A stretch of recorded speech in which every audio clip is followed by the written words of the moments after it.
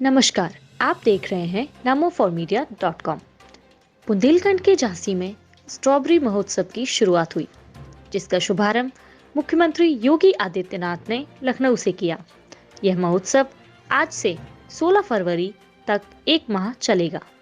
यह महोत्सव पूरे झांसी व बुंदेलखंड में एक नई पहचान दिलाने का काम करेगा।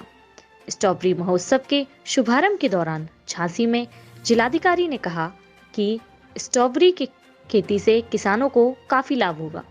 किसानों को रेगुलर खेती की तरह उद्यान खेती को अपनाना चाहिए। झांसी में रंगारंग कार्यक्रम के साथ स्ट्रॉबेरी महोत्सव का शुभारंभ किया गया, जिसमें बुंदेली कलाकारों ने कार्यक्रम प्रस्तुत किए हैं। इस दौरान झांसी जिलाधिकारी ने कहा कि मुख्य रूप से बुंदेलखंड में उद्यान विभाग से जुड़ी बहुत सारी फसलें पैदा हो रही हैं। उसमें स्ट्रॉबेरी, दलहन व तिलहन समेत कई फसलें हैं।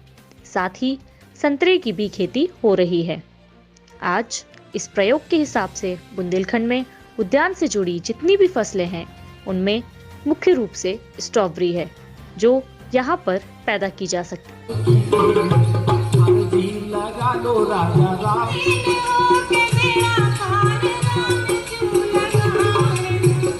मुख्य रूप से बुंदेलखंड में उद्यान विभाग से जुड़े हुए बहुत सारे फसलों की पैदाइश हो रही है। उसमें ब्रोकोली एक चीज़ है, स्ट्रॉबेरी एक दूसरा चीज़ है। यहाँ पे दलहन भी है, तिलहन भी है, मटर भी है और लेट्यूस भी है और साथ में संतरे का भी पैदाइश हो रही है।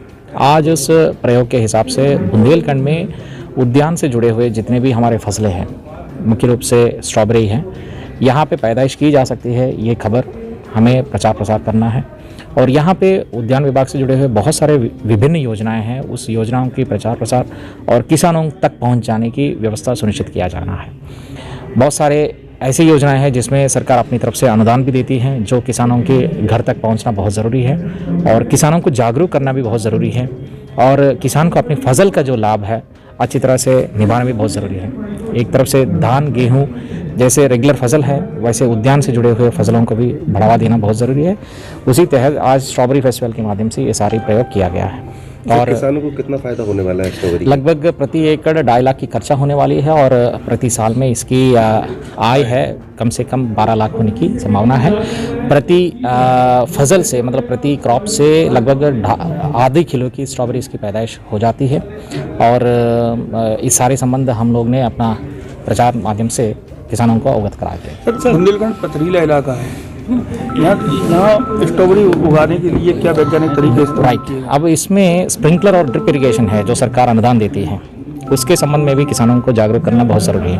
उसमें भी स्प्रिंकलर्स की और ड्रिप इरिगेशन की जो भी व्यवस्था है वो सरकार शुरू कर रही है और पहले से भी संचालन हो रही है। इसको किसान तक पहुँचाना और उसके अनुदान का फ़ायदा उठाना भी बहुत ज़रूरी है। सर, 16 फरवरी चलेगा हर हफ्ते।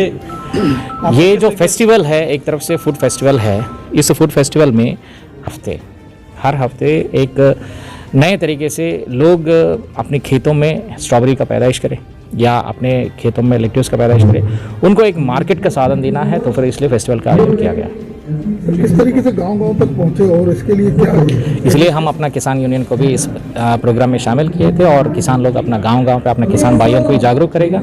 अपने घरों में जो बाग है उसमें स्ट्रॉबेरी की या लेट्यूस की या ब्रोकोली की और अन्य हॉर्टिकल्चर क्रॉप्स की पैदाइश के संबंध में भी जागरूक करेगा।